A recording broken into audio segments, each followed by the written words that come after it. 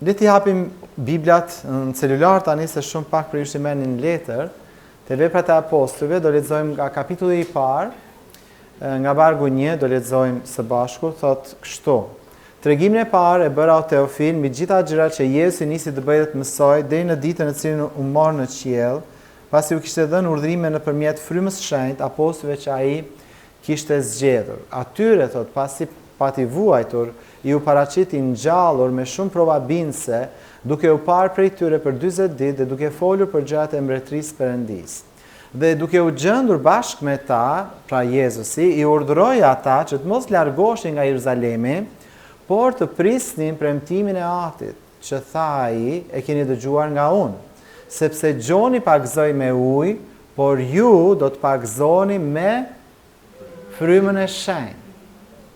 Gjoni pagëzoi me ujë, por ju do të pagëzoni me frymën e shenjtë. Kjo është ajo çfarë fjala e Zotit po na thot. Dhe thot Jezusi mbas jo shumë ditësh. Kështu ata që ishin mbledhur së bashku e pyetën, duke thënë: Zot, a do të rivendosësh në këtë kohë mbretërinë e Izraelit? Por ai u tha atyre: Nuk ju takon juve të dini kohë dhe momentet e përshtatshme që ka përcaktuar Ati me autoritetin e vet. Ju thot do të merrni fuqi kur fryma e shenjtë do të vijë mbi ju dhe do të bëheni dëshmitarët e mi në Jeruzalem dhe në gjithë Juden, në Samari dhe deri në skajin e dheut. Wow! Këto janë vërtet fjalë të fuqishme që Jezusi i tha, edhe në fakt pa këto fjalë ne nuk do ishim aty ku jemi sot, po janë këto fjalë që i dhanë shtys kishës së hershme që të eci përpara. Pra libri i Veprave të Apostujve është manuali i kishës së sotme. Dhe sa herë që lexojmë librin e Apostujve, ne në fakt gjejmë shumë thesare mbi kishën, mbi jetën e dishepujve të parë, që na ndihmon të mos ngatrohemi fare për jetën e të krishterëve nëse e studiojmë këtë libër me kujdes. Kisha e hershme kishte mësuar një nga mësimet themelore të Jezusit. Dhe mësimi themelor i Jezusit ishte që ti dhe unë si besimtar duhet të mbështetemi në frymën e shenjtë dhe jo tek gjykimi ynë personal, te ajo çfarë mendja jonë thot. Ne duhet të mbështetemi shumë më tepër te fryma e shenjtë për të përmbushur thirrjen tonë, për të përmbushur çfarëdo që Zoti ka në plan për jetën tonë.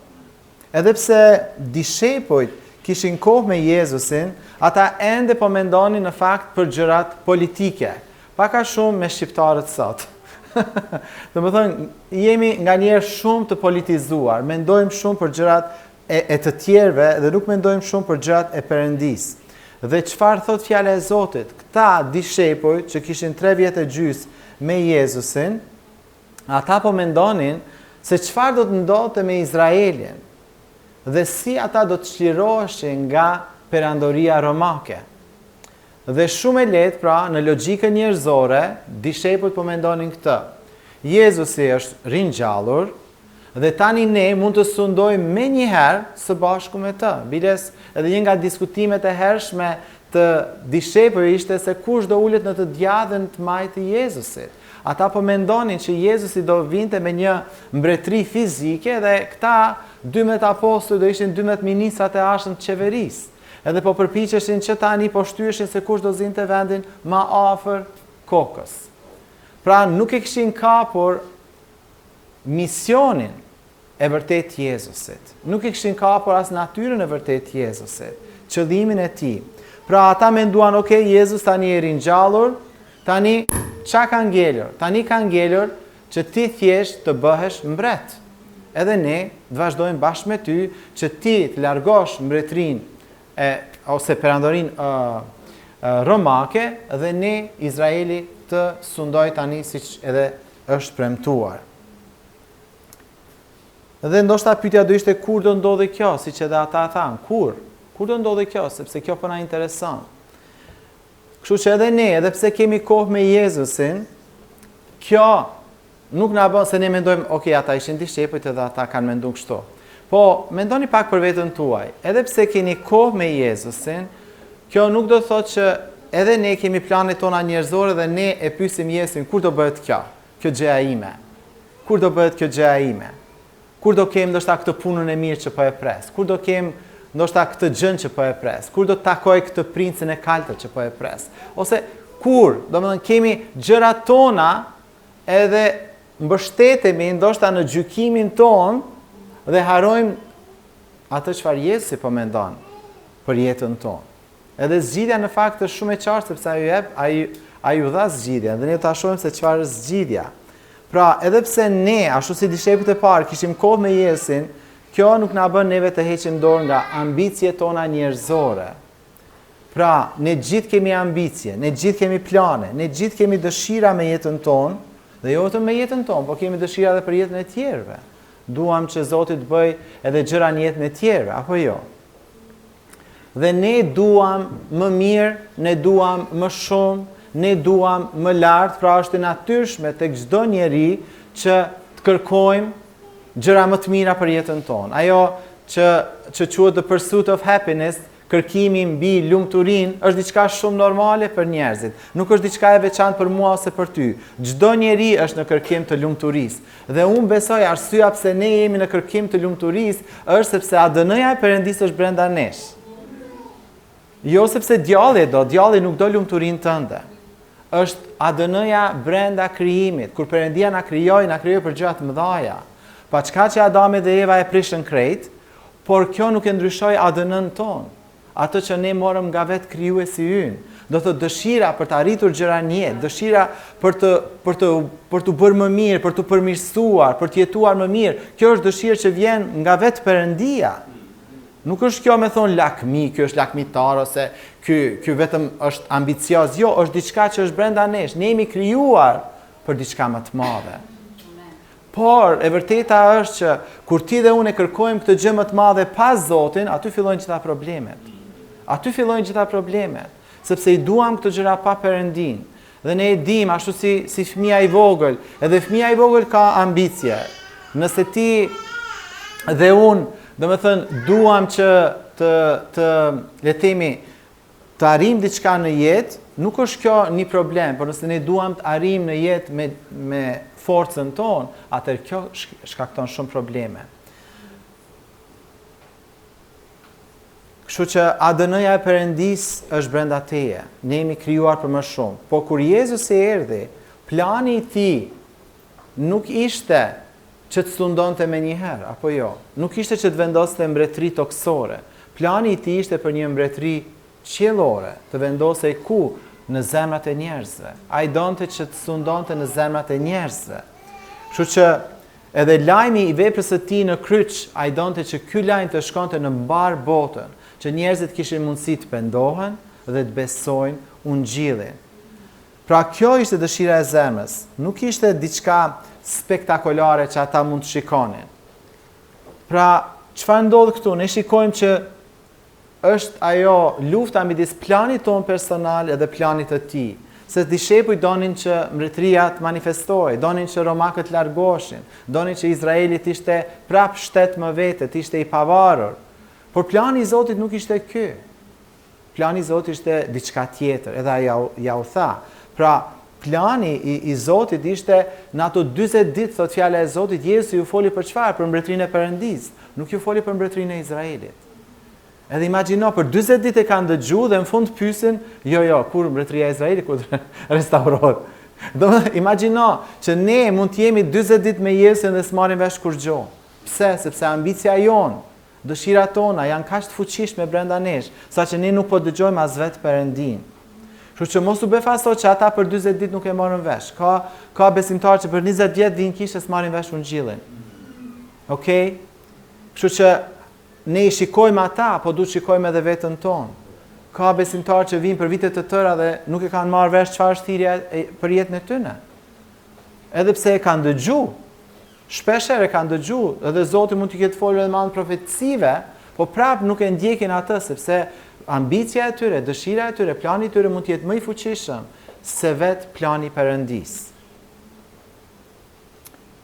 Në fakt, kur mendojmë në lidhje me shtetet, unë mendoj që Perëndia nuk na shikon thjesht planet me plot shtete. Unë besoj që Perëndia kur na shikon nga qielli, ai shikon botën të ndarë në dy mbretëri, mbretëria e tij dhe mbretëria e të ligut. Kështu i shikon. Nuk i shikon as kufit, siç ne mendojmë, kjo është toka jonë, shtyhemi, jo, deri këtu kanë qenë shqiptarë, deri këtu kanë qenë kroate, deri këtu kanë qenë serbë, edhe shtyhemi për gjëra që s'janë fare as në dorën tonë një herë. Po Perëndia nuk shikon kështu viz më viz, okay? Perëndia shikon fëmijët e mi dhe fëmijët e të ligut. Kështu shikohet, edhe ne dallohemi jo thjesht nga fiziku ynë, ne dallohemi nga drita që është në ne. Ne jemi bitë e dritës, amen. Kemi qenë bitë e errësirës, kemi qenë pjesë e një mbretërie të errësirës, por nuk jemi më. Haleluja. Ne tani jemi bitë e dritës dhe i përkasim mbretërisë së dritës. Pra për Perëndin ekzistojnë vetëm këto dy gjëra, mbretëria e tij dhe mbretëria e errësirës. Efesianët 5 vargu 8 thot, dikur thot, ishit e errësirë, por tani thot, jeni dritë në Zotin. Ecni pra si bi të dritës. Pra problemi fillon gjithmonë kur ne mbështetemi tek vetja jonë dhe ne nuk mbështetemi tek Perëndia. Dhe te Fjalët e Urta kapitulli 3, vargu 5 dhe 6 thot kështu: Ki besim tek Zoti me gjithë zemër dhe mos u mbështet në gjykimin tënd. Pranoj në gjitha rrugët e tua dhe ai do drejtoj shtigjet e tua. Pra, çfarë po thot fjala e Perëndis? Mos u mbështet në planin tënd, mbështetu në planin e Perëndis. Mos u mbështet në gjykimin tënd, mbështetu në gjykimin që vjen nga Perëndia. Pra, mbështetu tek fjala e tij, se aty është gjykimi i tij. Tek fjala ne zbulojmë se si mendon Perëndia. Dhe thot, vendose besimin tënd tek Zoti me gjithë zemër, pranoje në gjitha rrugët e tua. Dhe ky është një vendim që ne duhet ta marrim pothuajse çdo ditë. Çdo ditë ne duhet të marrim këtë lloj vendimi, që të vendosim veten tonë në duart e Perëndis. Duhet vendosim që do mbështetemi tek ai dhe jo tek gjykimi ynë. Dhe kjo nuk është një gjë e lehtë, nuk është shumë e lehtë kur e dëgjon, por nuk është aq e lehtë që çdo ditë të mbështetesh tek gjykimi që vjen nga Perëndia dhe jo tek logjika jote njerëzore. Dhe ajo çfarë ndryshon këtë gjë është pikërisht marrëdhënia jonë me Perëndin. Marrëdhënia jonë me Perëndin mund ta ndryshoj, që ne të mbështetemi më shumë e më shumë tek vetë Zoti dhe më pak e më pak në gjykimin tonë, sepse gjithmonë mrekullitë që Perëndia bën e tejkalojnë logjikën tonë njerëzore. Kushdo prej jush që keni përjetuar një mrekulli nuk mund të logjikohet. Do thotë që nëse nuk mund të logjikohet mrekullia që Zoti bën, atëherë ne nuk mundem me logjikën tonë të kuptojmë gjërat që Zoti na thot. Duhet të jetë diçka që ne e kapim vetëm me anë të besimit. Ndoshta edhe situata që ti po kalon, ti je duke vuajtur më shumë sepse po e logjikon shumë atë situatë. Nuk po e lejon Perëndin që në fakt të ndihmoj ta shikosh me sytë e Perëndis situatën. Po duke e logjikuar atë shumë, ti ke nxjerr Perëndin jashtë ekuacionit dhe po përpiqesh me mendjen tënde mi rregullu gjërat, mi rregullu situatat. Si t'ja bëj kësaj gjëje, ku të shkoj për këtë gjë. Dhe kjo të lodh sepse nuk po jep hapësirë Perëndis që të veproj. Për shembull, a keni menduar nganjëherë pse na zgjodhi Perëndia neve dhe jo dikë tjetër? Pra, ne mahnitemi që na zgjodhi ne dhe ndoshta njohim njerëz që ndoshta nga ana njerëzore janë edhe më të mirë se ne, ndoshta nga ana intelektuale janë edhe më të zgjuar se ne, ndoshta nga veprat janë edhe më të dashur se ne, por nuk janë të shpëtuar. Do të thonë nga ana logjike ne mund të mendojmë që Zoti duhet të kishte zgjedhur ata dhe jo neve. Po ja që Zoti na zgjodhi neve dhe nuk i zgjodhi ata. Pra nga ana logjike ne mund të gabojmë shumë herë.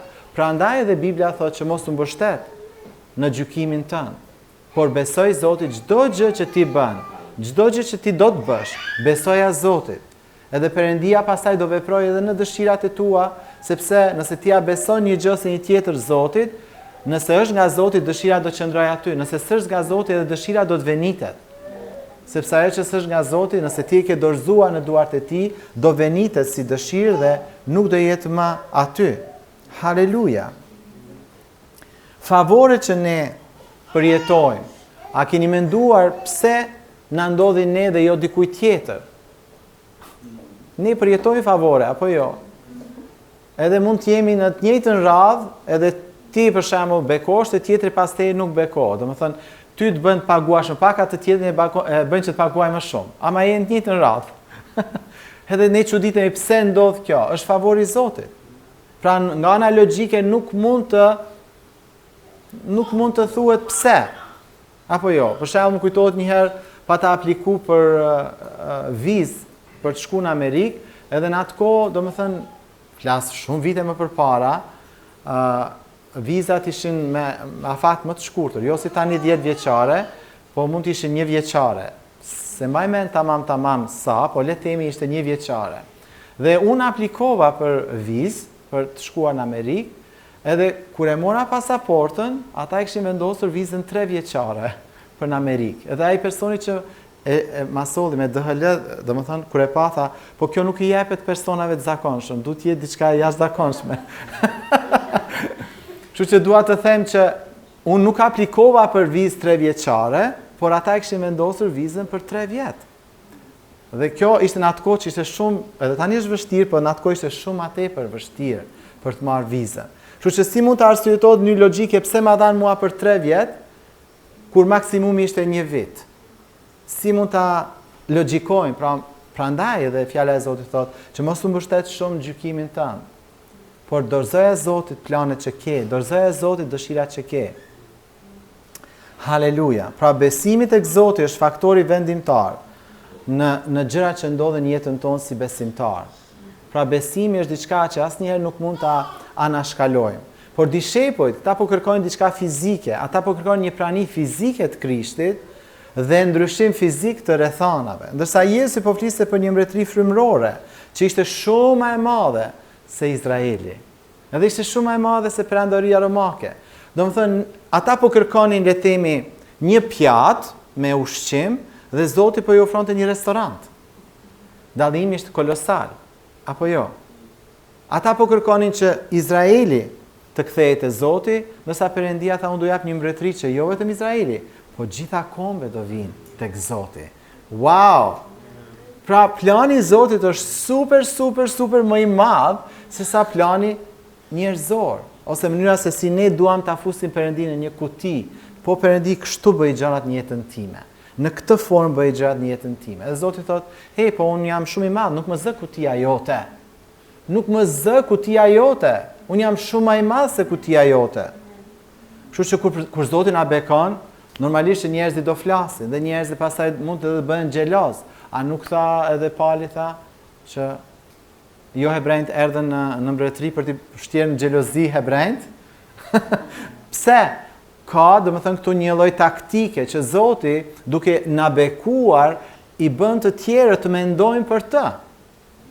Sepse nëse ne do ishim keq, tjerë domethënë edhe besonte Zoti dhe shy sa keq koka. Nuk është kjo që jep lavdi Zotit, apo jo? Por bekimi i Zotit thot pasuron dhe ai nuk shton asnjë vuajtje me të. Pra Perëndia dëshiron të na bekoj që ne të jemi çfarë dritë për të tjerët, që tjerë të shohin Zotin në ne, tjerë të shohin bekimin e Zotit në ne, dhe ne të kemi mundësi për dëshmuar që e bëri Zoti, nuk e bëra unë, nuk e bëri gjykimi im, e bëri Perëndia. Haleluja. Amen. Dhe këtë që po flas nuk është e re për ju, se gjithë keni përjetuar mrekulli nga Zoti. Gjithë keni përjetuar favore nga Zoti. Gjithë e dini që Zoti ka bërë gjëra për ju, kështu që i ka lënë tjerë të pagojë. Amen. Po ne duhet i kujtojmë këto, sepse është shumë e lehtë kalosh në mish. Është shumë e lehtë pas një mrekullie të bësh ankues, të fillosh prapë të shikosh gjërat fizike, si le të themi izraelitët 40 vjet pa mrekullinë e Zotit, po prapë kjo nuk i pengoi ata që të ishin ankues rrugës. Apo jo? Ankoheshin ose kemi ujë këtu, po ai sapo ju kishte dhënë ujë para ca kapitujve. Ju kishte dhënë ujë nga shkëmbi, apo jo? Dhe ata prapë ankohen. Na sollin të shkretirë që të vdesim, po si mora e hapi detin Zoti, po të kishte dashur ju mbyt, ju kishte mbyt më herë të parë, pra. Pra, ja se si është mendja njerëzore. Dhe kjo ne i shikojmë ata dhe na duket pak absurde pse ata e kanë bërë këtë gjë, pse izraelitët kanë bërë këtë gjë, po e bëjmë edhe ne. Edhe ne e bëjmë. Pasi që ne përjetojmë në mrekulli, ndoshta kalojnë 2 javë, 3 javë, mërzitemi dhe fillojmë ankohemi për gjë në radhës. U prish lavatriçja. Ha bre, pse po ndodh mu prap kjo me. ose prishet makina, ore, gjërat mekanike do prishen. Më pëlqen Dolfi, më thot gjithmonë pastor, çdo gjë është me sahat. Kur ik sahati, dush me ndru. Sepse ne mendojmë, o prish grila, tani du të prap të ndroj ato. Po normalisht, janë 1000 herë e ke ullë poshtë, e ke ngrit lart, ajo konsumohet. Apo jo? Si më shikoni, si kur po jetoni në shtëpi që s'prishet kur gjo, si kur gjdo gjë që keni në shtëpi, gjithmonë që ndronë, mësohuni. Gjërat janë me sahat, tha Dolfi. Okej? Kështu që kur vjen ora e fundit, kapitulon. Edhe është koha me blet gjon e re. Okej? Jo, merren Dolfi telefon, pa ai do t'ju thoj këtë që më ka thonë mua. Pastor, çdo gjë është me sahat, duhet me blet gjon e re. U prish boljeri, të rejnë, s'rregullohet, nuk ndryshohet, as mundemi, a mundemi, ja, duhet e re, pik. Edhe këtë ne nuk e kuptojmë nga njëherë, ne nuk e kuptojmë, sepse ne duam që edhe gjën ma të vogël ta rregullojmë vetëm për të kursy një 200 ose 300.000 lek me doj. Okej? Edhe, se me nduat lek jo, po tash ka ik me lek, tash është me qindra mira lek. Kështu që vizioni i Jezusit është global. Vizioni i dishepëve ishte shumë sipërfaqësor, shumë toksor, ndërsa Jezusi ishte global. Ata mendonin vetëm për kombin e tyne, edhe Jezusi çfarë ju tha? Jude, Samari, skajet e botës. Jeruzalem, Jude, Samari, skajet e botës. Unë jam i sigurt që ata se kanë dëgjuar skajet e botës. Lavdi Zot që ka shkruajt ai ungjilltari, Luka, se këta se kanë dëgju, ju ka ik kështu, skajet e botës. Ata kanë mendu vetëm Jeruzalemi aty. Si e dim ne këtë? Si e dim ne këtë që ata se dëgjuan këtë skajet e botës? Sepse, ju kujtohet kur Korneli, ai bekumi që ju lut Zoti, po si ishte hebre. Ju lut Zotit edhe ju shfaq engjëll dhe tha, kemi dëgjuar lutjet tua, çoj një njerëz te Pietri. Pietri ishte koka e kishës në atë kohë.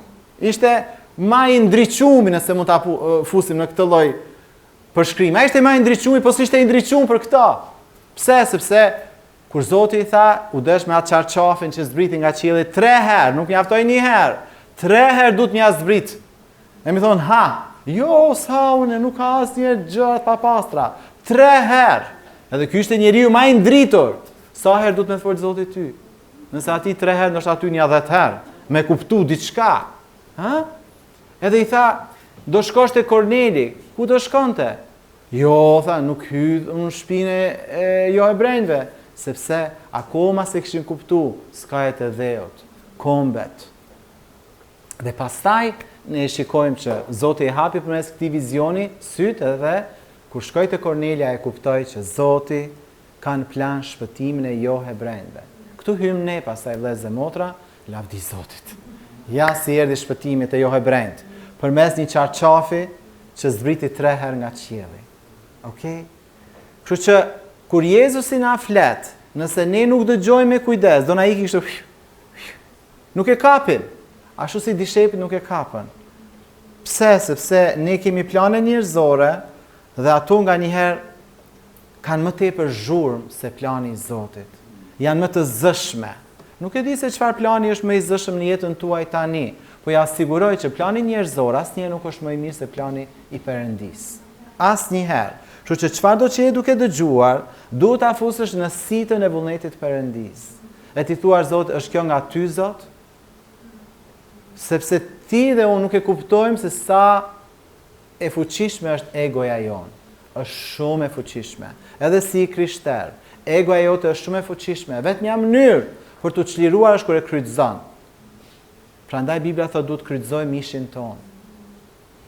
O pastor, po ti nuk e din situatën time. Unë nuk e di situatën tënde, Zoti e din, por unë e di që egoja jote, ashtu si e imja, duhet kryqëzuar. S'ka asnjë mënyrë me shpëtu egon, përveç se kur e kryqëzon. E nënshtron tek Jezusi.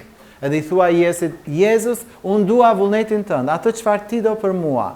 Edhe mund të mos jetë ajo që ty të pëlqen, sepse Pietrit nuk i pëlqeu me shku te shtëpia jo hebrejve, po Zoti tha hec, s'po të pyes ty, kam planin tim, hec, shko atje prediko, edhe unë do të çliroj frymën time të shenjtë, edhe ata do të mbushen me frymën e shenjtë, edhe ata do të flasin në gjuhë të reja, edhe ata do profetizojnë dhe ata do shpëtohen. Pra ky është plani i Zotit. Prandaj duhet të qetësohemi kur jemi në praninë e Tij. Ti lëm planet njerëzore në anë dhe të fillojnë të pyesin frymën e shenjtë, cili është plani i vërtet. Për kishën, Jezus e dha planin. Janë pikërisht to vargje që edhe dishepujt duhet të kenë parë më parë, sepse e kanë kuptuar, siç e thash, nuk e kanë kuptuar fillimisht dhe nuk e kanë dëgjuar me plotësi. Atëherë kush është qelsi? Në fakt qelsi i gjithë kësaje që po flasim ishte fryma e shenjtë. Perëndia përmes Jezusit tha, ju do të pagëzoheni me frymën e shenjtë. Ju do të pagëzoheni me frymën e shenjtë. Ata ishin pagëzuar në ujë, kjo ishte pagëzimi që ata njihnin, por ky ishte një pagëzim tjetër, pagëzim me frymën e shenjtë.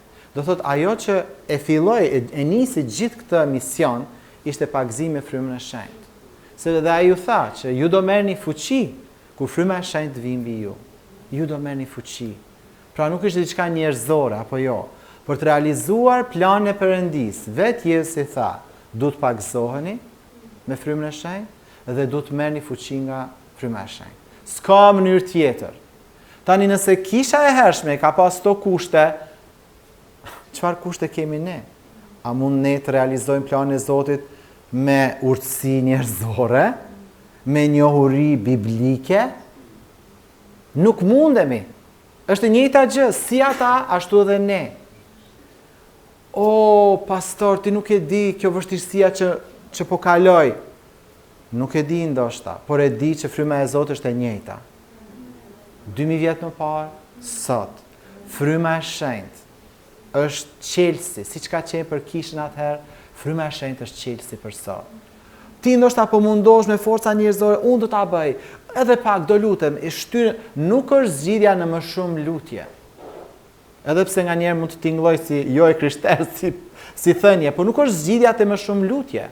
Nuk është zgjidhja as të më shumë të lexosh Biblën. Nuk është zgjidhja të shkosh më shumë në kishë ose dëgjosh më shumë predikime. Zgjidhja është personi frymës së shenjtë. Ai është zgjidhja. Ai është zgjidhja, është personi. Nuk është një metodë, nuk është një ritual i krishter. Është vetë personi frymës së shenjtë. Ai është zgjidhja, ai di se si ta përmbush planin për jetën tënde. Dhe do t'jap ty qelsa. Te Gjoni 16:13 thotë kështu: kur të vi ai, fryma e së vërtetës ta Jezusi, ai do t'ju prijë në çdo të vërtetë, sepse ai nuk do flas nga vetja, por do thotë gjithë ato gjëra që ka dëgjuar dhe do t'ju kumtoj gjërat që do vinë. Pra, ndoshta jeni edhe ju si unë, që keni gjëra që duhet me patjetër të dëgjoni nga Perëndia se çfarë duhet bëni, sepse atë që po bëni sot nuk po funksionon. Ka disa gjëra që ne po i bëjmë dhe nuk po funksionojnë. Atëre jeni në të njëjtë pozicion.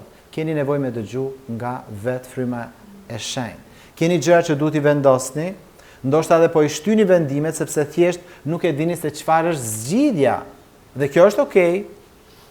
Nganjëherë është më mirë të shtym vendimin se sa të marrim vendimin e gabuar. Por edhe të shtysh vendimet vazhdimisht kjo nuk është mirë prap. Pra duhet të arrish një pikë thosh, Zot, e kom shty sa ka mujt, po s'është mirë më. Tani duhet të marr një zgjidhje, dhe zgjidhja është prap fryma e shenjtë. Ai do na kumtoj zgjidhjen, ai do na prijë atë gjë që është e vërtetë për situatën. Ndoshta jeni në mjegull për sa i përket shëndetit tuaj, ndoshta jeni në mjegull në lidhje me marrëdhënie me të tjerët, mund të jenë marrëdhënie familjare, mund të jenë marrëdhënie me miq, ose s'keni një shok tamam, një shoqe të hajrit, dhe jeni në hall se çfarë duhet të bëni.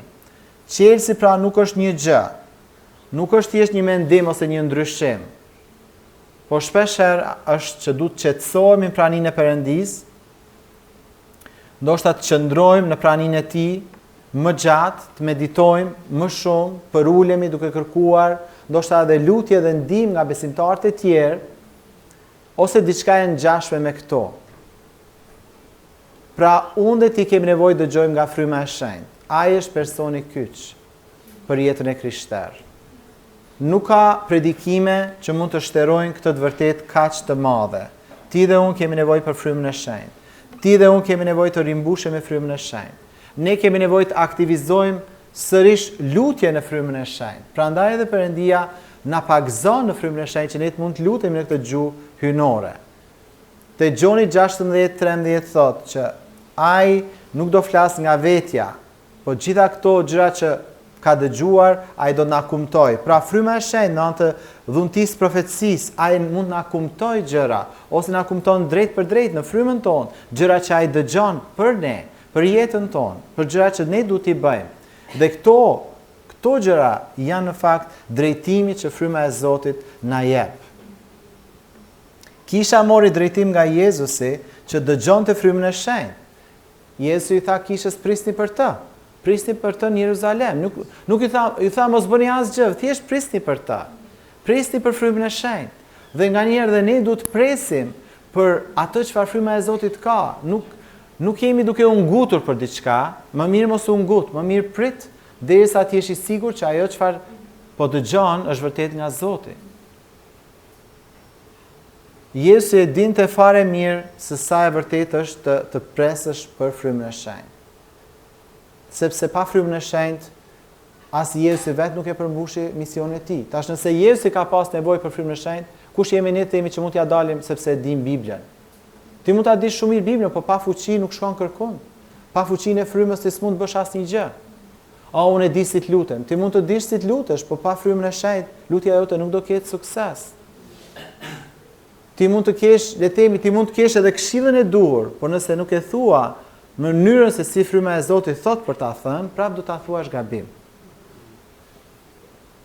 Prap do ta thuash gabim. Si thot fjala e Zotit, që është një varg në Bibël që thot një dallim midis fjalës dhe dashurisë. Dashuria ndërton, por tani s'më kujtohet tamam vargu, por fjala mund të vras, por dashuria është ajo që ndërton. Kështu që dashuria ne e dim se kush e ka derë dashurinë në zemrat tona, është fryma e shenjtë. Kështu që ti mund të kesh fjalën e dur, por nëse se thua me dashuri, ajo s'do ketë prap efekt në jetën e personit.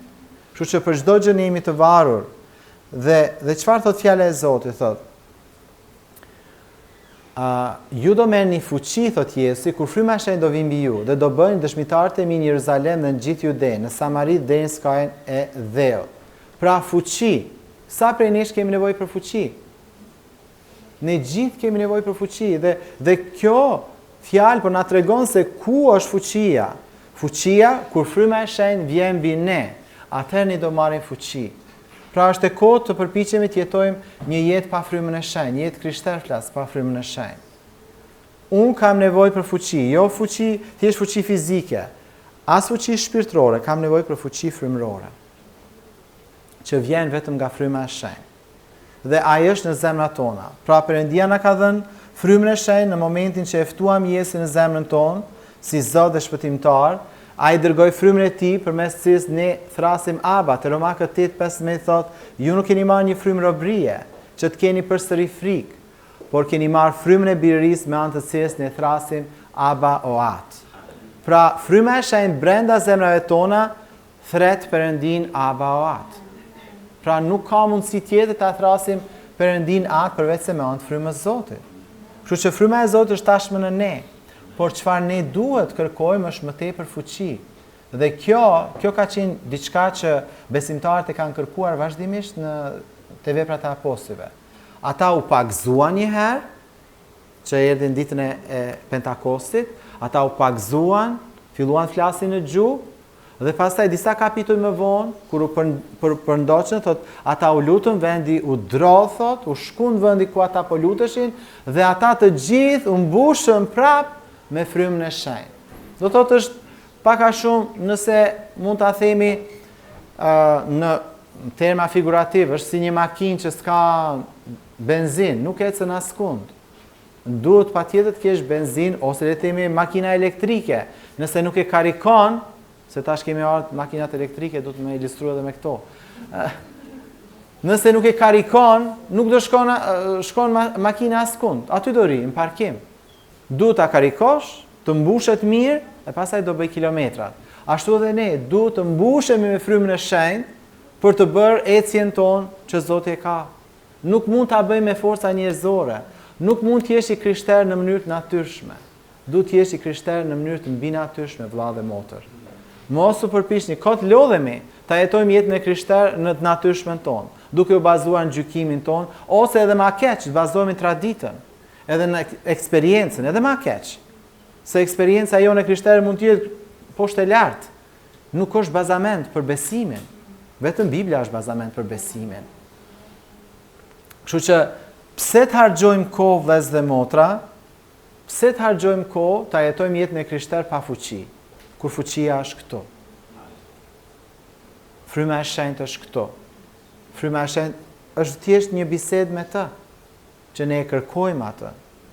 Mendoj që duhet ta vendosim veten tonë në pozicion që ta dëgjojmë frymën e shenjtë. Dhe shumë prej nesh ne nuk i japim kohën dhe vendin që i takon Perëndis në jetën tonë. Në fakt mund të them që shumë të krishterë nuk kanë kohë për Perëndin dhe frymën e shenjtë. Prandaj edhe nuk ndodhin shumë gjëra në jetën tonë, sepse ne nuk i japim vend frymës së shenjtë që duhet t'i japim. Ne nuk i themi frymë e shenjtë ti je në fakt jeta ime. Ti je jeta ime krishter, se pa ty s'ka jetë krishter. Ju kujtohet historia e Maris dhe Martës. Çfarë i tha Jezusi Martës? Ta Martë, ti po shqetësohesh dhe kujdesesh për shumë gjëra, po vetëm një gjë është shumë e nevojshme. Dhe Maria thot, zgjodhi pjesën më të mirë që asaj nuk do t'i hiqet. Çfarë zgjodhi Maria? Ajo zgjodhi të rinte me Jezusin. Ajo zgjodhi të rinte dhe dëgjonte fjalën e tij. Edhe ne duhet të zgjedhim sot, sepse Jezusi është në qiell, po ne duhet të zgjedhim si Maria, të zgjedhim të rrimë me frymën e shenjtë, të flasim me frymën e shenjtë. Ndoshta jemi si Marta, kemi shumë kunguj në krahët tanë dhe jemi të rënduar me probleme. Po sigurt mos shqetësoheshim për gjitha gjërat që shqetësohemi për një ditë, a thua vallë toka do pushoj së lëvizuri nëse për një ditë i lini shqetësimet tuaja? Mendojnë që gjithë universi do ndaloj? Jo, bota do vazhdoj. Ne mendojmë që kush i ka hallet e mia? Gjithë i kanë hallet e tyre. S'ka njeri pa halle. Kështu që si vlen as mi krahasu midis njëri tjetrit. Po fitoria është që këto halle t'ja japim Jezusit. Edhe të bisedojmë me frymën e shenjtë për rrugdalje nga këto gjëra, sepse ai e ka qelsin. Ti se ke, unë se kam, por ai e ka. Fryma e shenjtë ka fuqinë transformuese. Në fakt, kjo fuqi është fuqi jetë ndryshuese, çliruese, shëruese, jetëdhënëse, ringjallëse, siguruese, krijuese. Pra nëse ka një fuqi që i prek të gjitha dimensionet e jetës njerëzore, kjo është fuqia e frymës së shenjtë. Fuqia e frymës së shenjtë i prek të gjitha dimensionet e jetës tënde. Dhe si mund të kemi ne hyrje në këtë fuqi përmes marrëdhënies me frymën e shenjtë. Pra, do ishte shumë e lehtë nëse do thoja, e përmenda më parë, lutu më shumë, lexo më shumë, agjëro më shpesh, eja rregullisht në kish, dëgjo më shumë predikime. Do ishte shumë e lehtë, sepse ne si njerëz ne kërkojmë formula. Edhe vim kish dhe duam një formulë, dëgjojmë predikimin, duam formulën e suksesit. Por jeta është shumë e komplikuar për të na dhënë vetëm një formulë suksesi. Po të ishte vetëm një formulë, do ishte e lehtë. Gjithë do ta mësojnë formulën dhe do ta bëjmë. Ose duam atë recetën. E duam recetën e jetës. Sepse jemi mësuar me ilaçe. Duam këshillën, sepse jemi mësuar me këshilla. Pra duam një gjë të shpejtë. Dhe fryma e Zotit nuk është e interesuar për të na dhënë një gjë të shpejtë. Një gjë që ne ta marrim dhe pastaj t'i themi Perëndis frymës së shenjtë, mirupafshim. Edhe ecim në krahun tjetër. Jo. Perëndia nuk është i interesuar për këtë. Fryma e shenjtë është në fakt i interesuar që të krijojë një marrëdhënie me ne. Perëndia nuk është i interesuar që të ketë një marrëdhënie me ne nga kriza në krizë. Por nga bekimi në bekim, nga hiri në hir, nga mirësia në mirësi, jo nga problemi në problem. Nuk është kjo jeta e një të krishteri. Ai kërkon një marrëdhënie që është gjithmonë në rritje. Dhe pagëzimi në frymën e shenjtë në fakt ka qenë diçka që më ka ndihmuar mua shumë për gjatë viteve në besim. Nuk e di se ku do isha pa pagëzimin në frymën e shenjtë sot. Dhe ky pagëzim ka ndodhur në një takim kishe, ku pastori thjesht ka prediku në lidhje me pagëzimin e frymën e shenjtë, edhe në fund i thot njerëzve që nëse ka dikush këtu që s'është i pagëzuar në frymën e shenjtë, thjesht ngrije dorën dhe ne do lutemi për ty. Dhe unë isha në sallë, edhe njerëz janë lutur dhe unë jam pagëzuar në sallë, ndërsa pastori po lutesh, unë mora pagëzim në frymën e shenjtë dhe fillova të flisja në gjuhë të reja. Haleluja. Haleluja. Dhe që nga ajo kohë unë s'kam pushuar të folur në gjuhë të reja. Haleluja. Edhe mendoj gjë më e mirë që më ka ndodhur pas shpëtimit. Pse? Sepse ti lutesh në një gjuhë hynore që as djalli s'e merr vesh. Haleluja. Amen. Kështu që kjo lutje, kjo gjuhë te kalon qejt, shkon drejt për drejt te Perëndia, se Bibla thot kur ti flet në gjuhë, ti flet me Perëndin. Direkt. Haleluja. Ne flasim edhe shqip, sa i merr vesh shqip, por po flas gjuha që të jep Perëndia është një gjuhë hynore dhe nuk është si gjuha shqipe dhe nuk është as si gjuha angleze. Nuk është as ndonjë gjuhë tjetër toksore. Pse? Sepse Biblia thotë që kur ti flet në gjuhë të reja, ti e ndërton veten tënde. Wow! Haleluja! Amen? Haleluja! Pra është ndryshe, unë flas në shqip, po se ndërtoj veten time. Flas edhe anglisht, po se ndërtoj veten time. Po kur flas në gjuhë të reja, unë ndërtoj veten time dhe flas mistere në frymë. Dhe lejoj Perëndin frymën e shenjtë që të veproj përmes meje. Haleluja. Biles edhe kur lutem, çfarë thotë fjala e Zotit? Fryma e Zotit lutet përmes meje me pëshërtima të patregueshme. Ne ndërhyjmë për shenjtorët. Ne mund të lutemi në gjuhë dhe nuk e dim ndoshta as për kë po lutemi, po thjesht e kemi dorëzuar veten në duart frymën e Zotit dhe ai ndërmjetëson përmes nesh. Haleluja. Pra është e mrekullueshme vëllezër dhe motra se çfarë do thot kur një person pagëzohet në frymën e shenjtë dhe flet në gjuhë të reja, është diçka e mrekullueshme. Dhe nëse ti nuk e ke përjetuar këtë, kjo është një inkurajim që ta kërkosh. Ti thua Zoti, unë dua të pagëzohem me frymën e shenjtë, unë dua të flas në gjuhë hynore. Haleluja. Kështu që unë jam pagëzuar para 30 ca vitesh. Unë nuk e shpjegoj dot këtë përvojë sepse është diçka frymërore, edhe nuk mund ta shpjegoj edhe me dashur, nuk mund ta shpjegoj me fjalë njerëzore, por e di që kjo përvojë ekziston. Dhe nëse ti nuk e ke, kjo është për ty. Dishepujt e parë e përjetuan. Ata u mbushën me frymën e shenjtë, folën në gjuhë të reja. Unë e kam përjetuar. Ka edhe prej jush sot në kishë që e keni përjetuar. Dhe që nga ajo ditë unë lutem vazhdimisht në gjuhë të reja. Është pjesë e jetës sime. Edhe nuk është diçka që duhet le të themi të ulem në mënyrë specifike, edhe të lutem vetëm në gjuhë të reja, edhe kur hecim mund të lutem në gjuhë të reja, kur shikoj gjëra që kërkojnë lutje, lutem në gjuhë të reja, kur nuk di situatën e një personi, lutem në gjuhë të reja për të, sepse unë nuk e di se çfarë po ndodh me filanin, fistekun, po thjesht e di që ai s'është mirë, atë lutem në gjuhë të reja, edhe Zoti pastaj vepron përmes kësaj. Haleluja. Haleluja. Kështu që ne kemi nevojë për frymën e shenjtë, kemi nevojë të pagëzohemi me frymën e shenjtë dhe kemi nevojë të mbushemi me frymën e shenjtë. Bibla flet për këtë përvojë kaq të rëndësishme. Dishepujt u pagëzuan që në fillim dhe ku do ishim ne po të mos ishim pagëzuar? Ku do ishim ne po të mos kishim dëgjuar frymën e Zotit? Haleluja. Edhe ne mund të lutemi edhe sot, nëse ka dikush në mesin tonë, le të ngrihemi në këmbë. Nëse ka dikush në mesin tonë që nuk është i pagëzuar në frymën e shenjtë, ne mund të lutemi që sot për këtë gjë, edhe do t'inkurajoja që nëse ti je sot këtu dhe nuk je i pagëzuar me frymën e shenjtë, do t'inkurajojë që të zgjidhje këtë opsion për jetën tënde frymërore, që ti kërkoje Zotit, po Zot, më pagëzo me frymën e shenjtë, se unë kam nevojë për fuqi, unë kam nevojë për fuqinë e frymës shenjtë. Po, nëse do mund të dalësh edhe përpara dhe ne mund të lutemi që sot pagëzohesh, nëse si je i pagëzuar në frymën e shenjtë. Kjo është më e pakta që kisha mund të bëj. Haleluja. Nëse je sot këtu dhe ke nevojë për këtë përvojë me frymën e shenjtë, nëse si je i pagëzuar dhe do që të pagëzohesh me frymën e shenjtë, thjesht e ja këtu përpara dhe ne do të lutemi për ty, që ti të pagëzosh me frymën e shenjtë. Por nëse ti je këtu sot dhe ke kohë që si je mbushur me frymën e shenjtë, je i pagëzuar, po si je i mbushur dhe ke nevojë për fuqi për të bërë atë që e din që Zoti ka thirrë që ta bësh, se s'mund ta bësh pa fuqinë e tij, dhe ke nevojë që të rimbushesh me frymën e shenjtë, edhe për këtë do lutemi. Ashtu si të krishterët e parë, ata u pagëzuan, por pastaj më vonë edhe u rimbushën her pas here me frymën e shenjtë. Pra nëse je në situatë të tillë që ke nevojë edhe për rimbushje me frymën e shenjtë, tani është momenti për ty që ta kërkosh këtë rimbushje me frymën e shenjtë. Haleluja. Haleluja. Le të lutemi së bashku. Haleluja. Haleluja. Perëndi i shenjtë.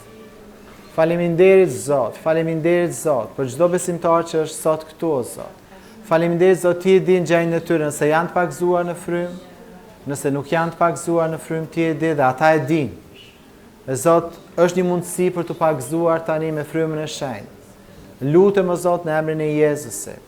Lutem që zemra e tyre të jetë e butë o Zot, që të kërkojë o Zot këtë përjetim me frymën e shenjtë tani o Zot. Frymë e shenjtë eja. Frymë e shenjtë manifesto veten tënde. Frymë e shenjtë preki ata që po kërkojnë të preken prej teje. Lutem për ata që ka nevojë të mbushen me frymën e shenjtë. Po, Zot, mbushi veglat e tua. Rimbushi veglat e tua, o Zot. Po, Zot, ne refuzojmë të ecim në gjykimin tonë. Ne duam të ecim, o Zot, në gjykimin tënd, o Zot. Ne duam të dimë çfarë ti e duke folur, o Zot. Ne nuk duam të mbështetemi në gjërat tona, po duam të mbështetemi te ti. Vendosim gjithë besimin tonë tek ty. Frymë e shenjtë, rimbushi veglat e tua. Frymë e shenjtë, rimbushi veglat e tua në këtë kishë, në emrin e Jezusit. Frymë e shenjtë, pa ty s'mund bëjmë asgjë, Zot. Është thjesht fetarizëm pa ty, o Zot. Por me ty është jetë, me ty është përjetimi i vërtet, me ty është fuqi, o Zot. Frymë e shenjtë, eja, frymë e shenjtë, rimbushi veglat e tua në këtë kishë. Rimbushi veglat e tua në këtë kishë në emrin e Jezusit. Frymë e Zotit, pagëzoj besimtarët që nuk janë pagëzuar në frymë, në emrin e Jezusit. Në emrin e Jezusit. Në emrin e Jezusit. Ne lutemi. Haleluja. Ne kërkojmë, Zot. Ne kërkojmë fuqia jote le të manifestohet. Fuqia jote le të manifestohet në mesin tonë.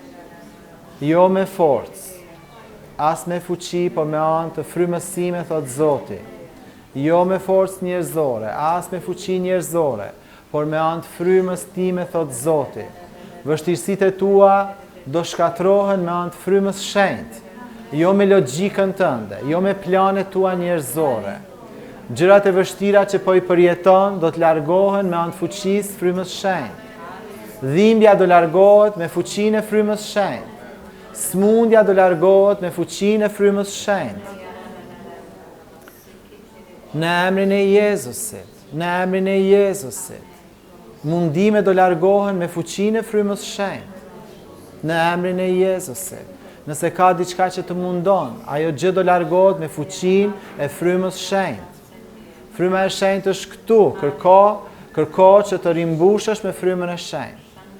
Nuk ka nevojë të shikojmë as majtas as djathtas. Kërkoje frymën e shenjtë. Kërkoje që të rimbushesh me frymën e shenjtë. Haleluja, Zot, frymë e shenjtë, mbushi veglat e tua. Mbushi veglat e tua të dorëzuara në këtë sallë. Mbushi veglat e tua në emrin e Jezusit. Frymë e shenjtë, mbushi veglat e tua. Mbushi veglat e tua në emrin e Jezusit. Në emrin e Jezusit. Në emrin e Jezusit. Në emrin e Jezusit. Në emrin e Jezusit. Haleluja. Amen. Haleluja.